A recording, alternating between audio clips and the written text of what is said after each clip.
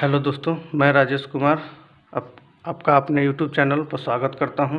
जैसा कि हमने कहा था कि डेली करंट सेशन के रूप में हम आपके सामने एक वीडियो लाएंगे, जिसका यह पहला वीडियो है।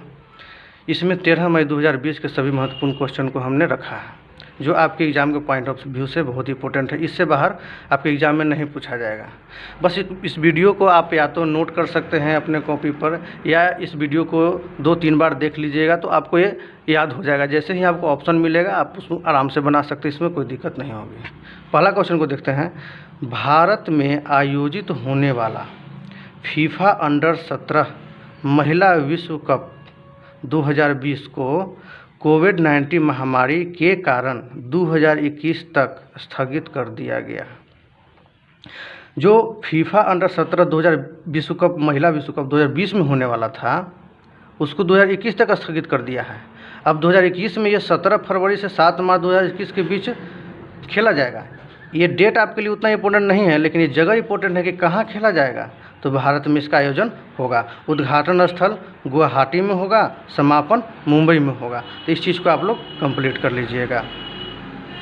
अगला प्रश्न में, भारत के पूर्व राष्ट्रीय टेबल टेनिस चैंपियन मनमीत सिंह वालिया का निधन हो गया। तो ये इंपॉर्टेंट क्वेश्चन है, आपसे पूछ सकता है एग्जाम में। हाल ही में जो खिलाड़ी मनमीत सिंह वालिया है वो किस खेल से संबंधित हैं? तो टेबल टेनिस चैंपियन से संबंधित है, टेबल टेनिस खेल से संबंधित है।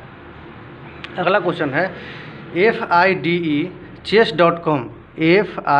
chess.com ऑनलाइन नेशंस कप का पहला संस्करण संपन्न हुआ। बहुत ही इंपॉर्टेंट क्वेश्चन। इसका विजेता कौन रहा है? चीन। और उप विजेता कौन रहा है? अमेरिका। भारत इसमें 5वें स्थान पर रहा है। ये आपका पूछ सकता है एग्जाम में। अगला प्रश्न में चलते हैं। टीवी अभिनेता शफीक अंसारी का निधन हो गया है। इसमें पूछ सकता है कैसे क्वेश्चन, शफीक अंसारी किस क्षेत्र से संबंधित थे? तो टीवी अभिनेता थे। इसलिए बोले आप बस वीडियो को सुनिएगा, नोट करने का इच्छा है नोट करिएगा, लेकिन 3-4 बार इसको जैसे ही वीडियो को देखिएगा आपको याद हो जाएगी। इतना आपको डिटेल में बताया जा रहा है। अगला बहुत ही इंपॉर्टेंट क्वेश्चन है। विश्व के 14 देशों के 17 पत्रकारों को ड्यूस फ्रीडम ऑफ स्पीच अवार्ड मिला है। अब इम्पोर्टेंट इसमें क्या है कि भारत के किस व्यक्ति को मिला है? तो सिद्धार्थ वरदराज को मिला है। ये पूछ देगा भारत के किस व्यक्ति को मिला है ड्यूस फ्रीडम ऑफ स्पीच अवार्ड? तो सिद्धार्थ वरदराज को मिला है। मिला है क्यों? ये लोग पत्रकार लोग कोविड-19 महामारी के समय में बहुत ही रिस्क लेकर के पत्रकारिता करते थे। इस कारण से इनको ड्यूस फ्रीडम ऑफ स्पीच अवार्ड मिला है। अगले क्वेश्चन में चलते हैं। अमेरिकी हास्य कलाकार जेरी स्लीटर का निधन हो गया है। अब इसमें आपको कैसे पूछेगा क्वेश्चन, जेरी स्लीटर किस देश के निवासी थे? तो अमेरिका के निवासी थे। जेरी स्लीटर किस क्षेत्र से संबंधित है? तो वह हास्य कलाकार थे। अगले प्रश्न में चलते हैं। UCI ने रेमी डी ग्रेगोरियो, जो फ्रांस के रहने वाले एक व्यक्ति हैं, जो फ्रांस के रहने वाले हैं, पर 4 साल का प्रतिबंध लगा है। ये एक खिलाड़ी हैं जो साइकिलिंग करते हैं। UCI का फुल फॉर्म देखते हैं, इंटरनेशनल साइकिलिंग यूनियन। तो आप इस क्वेश्चन को कंप्लीट कर लीजिए। जो भी आपको बताया जा रहा है उस चीज़ को ध्यान से सुनिए, बस उतना ही में आपको याद हो जाएगा। चलिए अगले प्रश्न में चलते हैं। TDB एवं CII ने मिलकर डिजिटल सम्मेलन रीस्टार्ट का आयोजन किया। अब यहाँ से क्वेश्चन पूछ सकता है कि रीस्टार्ट किन दो लोगों ने मिलकर किया है? तो TDI ने मिलकर किया है और CII ने मिलकर किया है। अब TDI और CII का फुल फॉर्म देख लेते हैं। TDB Technology Development Board, CII Confederation of Indian Industry. इन दोनों का फुल फॉर्म हो सकता है कि आप एग्जाम में पूछ दे, लेकिन इम्पोर्टेंट क्वेश्चन ये है कि रीस्टार्ट किन के द्वारा आयोजन किया गया है। अगला प्रश्न में चलते हैं। झारखंड के सोहराई खोवर पेंटिंग को GI टैग मिला है। वहीं तेलंगाना के तेलिया रुमाल को GI टैग मिला है। सोहराई खोर पेंटिंग ये एक भित्ति चित्र है। आपसे पूछ सकता है एग्जाम में कि सोहराई खोर पेंटिंग किस प्रकार का चित्र है? तो एक भित्ति चित्र है। और वहीं तेलिया रुमाल में तीन रंगों का प्रयोग होता है, लाल रंग, काला रंग और सफ़ेद रंग। दोस्तों इस चीज़ को आप लोग कंप्लीट कर लीजिएगा। वहीं अगले प्रश्न में चलते हैं। प्रवासी मजदूरों के लिए पश्चिम बंगाल ने स्नेहर परोस योजना शुरू की है। तो आप पूछेगा एग्जाम में कैसे, स्नेहर परोस योजना किस राज्य ने शुरू किया है? तो पश्चिम बंगाल ने शुरू किया है। इस चीज़ को भी आप लोग कंप्लीट कर लीजिए। गुजरात सरकार ने अहमदाबाद, ध्यान से रखिएगा किस शहर में, अहमदाबाद में सभी होम डिलीवरी पर डिजिटल भुगतान को अनिवार्य बना दिया है। डिजिटल भुगतान अब होगा, अब कैश ऑन डिलीवरी नहीं होगा। जो भी वहाँ पर सामान लिया जाएगा, गुजरात सरकार द्वारा ये निर्णय लिया गया है कि अहमदाबाद क्षेत्र में जो भी ऑनलाइन खरीदारी हम लोग जो करते हैं उसमें जो भुगतान कैश ऑन डिलीवरी का ऑप्शन नहीं आएगी, अब आपको डिजिटल भुगतान ही कर देना होगा। अगले प्रश्न में बहुत ही इंपॉर्टेंट प्रश्न, किसी न किसी एग्जाम में इसको पूछने की संभावना। Sania Mirza Fed Cup hard award जीतने वाली, फेड कप हार्ड अवार्ड जीतने वाली पहली भारतीय महिला बन गई है। पहली भारतीय महिला बन गई है कौन? तो सानिया मिर्जा। कौन बन गई है? सानिया मिर्जा। उन्होंने क्या किया है कि इस पुरस्कार में जितने भी $2000 रुपया उनको मिला है, जो तेलंगाना सीएम रिलीफ फंड को उन्होंने दान में दे दिया है। अगले प्रश्न में चलते हैं। सीबीएसई के नए अध्यक्ष मनोज आहूजा को बनाया गया है। अभी मनोज आहूजा जो हैं वो अनीता करवाल के स्थान लेंगे। अब बैंकिंग में इस तरीका का क्वेश्चन पूछेगा, बैंकिंग में इस तरीका का क्वेश्चन नहीं पूछता है कि अभी वर्तमान में कौन है। बैंकिंग के क्वेश्चन पूछता है बैंकिंग में कि मनोज आहूजा ने किनका स्थान लिया है, तो अनीता करवाल का स्थान लेंगे। यही सीबीएसई शब्द का आप लोग फुल फॉर्म देख लीजिए, central board of secondary, CBSE, central board of secondary. अगले प्रश्न में चलते हैं दोस्तों।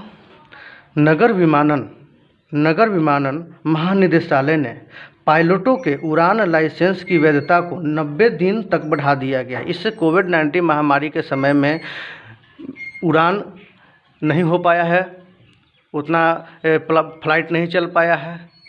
अब बहुत सारे ऐसे पायलट होंगे जिनका लाइसेंस रद्द होने वाला था, जिनके लिए टाइम बहुत कम बच रहा था, लेकिन वो उड़ान तो कर नहीं पाए। तो ऐसा निर्णय लिया गया है कि उनके लाइसेंस रद्द करने की जो डेट है उसको 90 दिन यानी 3 महीने तक और बढ़ा दिया जाए। अगला प्रश्न। यूपी सरकार ने सभी सरकारी यानी कि उत्तर प्रदेश सरकार ने सभी सरकारी कर्मचारियों के स्थानांतरण पर रोक लगा दिया है। क्वेश्चन आपके एग्जाम में आएगा कि किस राज्य सरकार ने अपने सभी कर्मचारियों के स्थानांतरण पर यानी कि ट्रांसफ़र पर रोक लगा दिया है? तो यूपी सरकार ने ऐसा निर्णय लिया है। दोस्तों यदि आपको वीडियो अच्छी लग रही है, यदि आपको लग रहा है कि आपके एग्ज़ाम के लिए बहुत ही हेल्पफुल है, तो इसको लाइक करें, शेयर करें, सब्सक्राइब करें। अगले प्रश्न में चलते हैं। सैमसंग इंडिया, इस नाम को याद रखिएगा, सैमसंग इंडिया ने तमिलनाडु राज्य का नाम याद रखिएगा, तमिलनाडु राज्य के आपदा प्रबंधन प्राधिकरण को 2 करोड़ रुपए देने की घोषणा की है। क्वेश्चन पूछेगा सैमसंग इंडिया ने किस राज्य को 2 करोड़ रुपए देने का घोषणा किया है? तमिलनाडु सरकार को। या कितनी राशि को भी आप लोग याद रखिएगा। अगले प्रश्न में चलते हैं दोस्तों। एमपी सरकार यानी मध्य प्रदेश सरकार ने अपने पुलिस कर्मियों को कर्मवीर पुरस्कार, बहुत ही इंपॉर्टेंट क्वेश्चन है, ध्यान से मेरे, कर्मवीर पुरस्कार से सम्मानित करने की घोषणा की है। अगले प्रश्न में आरबीआई की रिपोर्ट के अनुसार वित्त वर्ष 2019-20, आरबीआई की रिपोर्ट के अनुसार वित्त वर्ष 2019-20 में भारत के गोल्ड भंडार, बहुत ही इंपॉर्टेंट क्वेश्चन, गोल्ड भंडार में 40.45 टन की बढ़ोतरी हुई है। 40.45 टन की बढ़ोतरी हुई है दोस्तों। अब यहाँ पर आरबीआई का फुल होता है रिजर्व बैंक ऑफ इंडिया। अगले प्रश्न में चलते हैं। 12 मई को पीएम मोदी यानी प्रधानमंत्री मोदी ने 20 लाख करोड़ के विशेष आर्थिक पैकेज की घोषणा की है। आप चीज़ को याद रखिएगा। फाइटिंग फ्रीडम पुस्तक है। ये पुस्तक के लेखक कौन है? ओमी स्कॉबी और कैरोलिन डूरंट, ये 2 व्यक्ति दोनों ने मिलकर इस पुस्तक को लिखा है। आपके एग्ज़ाम में एक पुस्तक और लेखक ज़रूर आता है। तो जितने भी अभी तक पुस्तक लेखक है उसका एक विशेष सीरीज भी हम लेकर के आएंगे, और जितने भी योजनाएं सभी राज्यों में लागू हो रही है उन सारी योजनाओं का एक सेशन लेकर के आएंगे। जितने भी ऐप लागू हो रहे हैं इस समय उन सारे ऐप्स का किस राज्य ने उसको लागू किया है या किस विभाग ने उसको लागू किया है, किस क्षेत्र ने उसको लागू किया है, उन सारे का एक सेशन हम आपके सामने लाएंगे, क्योंकि उन सारे सेशन से आपके एग्ज़ाम में क्वेश्चन बनेगा ही बनेगा। अगले प्रश्न पर चलते हैं दोस्तों।